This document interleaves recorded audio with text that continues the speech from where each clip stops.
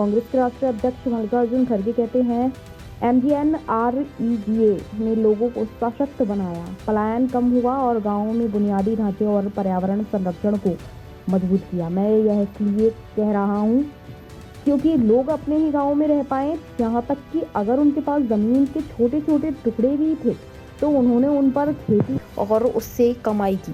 साथ ही जब उन्हें दिहाड़ी मजदूरी का काम नहीं मिला तो NREGA योजना के तहत काम करने गए। रोजगार देकर सशक्त किया, पलायन रुका, गांव में बुनियादी ढांचा और पर्यावरण संरक्षण मजबूत हुआ। मैं ये कहीं बता रहा हूं कि अपने ही गांव में रह के जो छोटी मोटी खेती भी अगर उनकी होती है तो उसकी भी वो एक तरफ काश्त करके उसका लाभ उठाते थे और दूसरी तरफ उनको जब मजदूरी नहीं मिलता था तब वो लोग नरेगा के स्कीम के तहत वो काम पे भी जाते थे। लेकिन ये सरकार गरीबों का हक छीनने में बहुत उन्होंने प्रयास किया है और इससे देहातों में ही नहीं, जो लोग इस पर निर्भर थे वो सब लोग आज बहुत गुस्से में हैं और इसका वो गुस्सा जो है इनके ऊपर बहुत भारी पड़ेगा।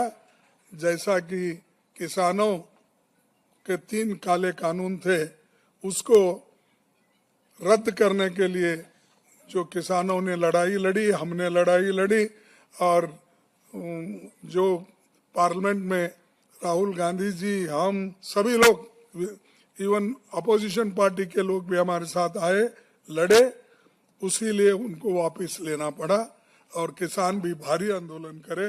उसका ये एक नमूना आपके सामने पेश कर रहा हूँ। इसीलिए श्रमिकों की मजदूरी का 100% भुगतान केंद्र सरकार करता था, यानी 90% सेंट्रल गवर्नमेंट देती थी, 10% स्टेट गवर्नमेंट। आज वो 60% सेंट्रल गवर्नमेंट और 40% स्टेट गवर्नमेंट। इसका मतलब है कि स्टेट गवर्नमेंट पे भारी बोझा, आर्थिक बोझा उनके ऊपर पड़ेगा।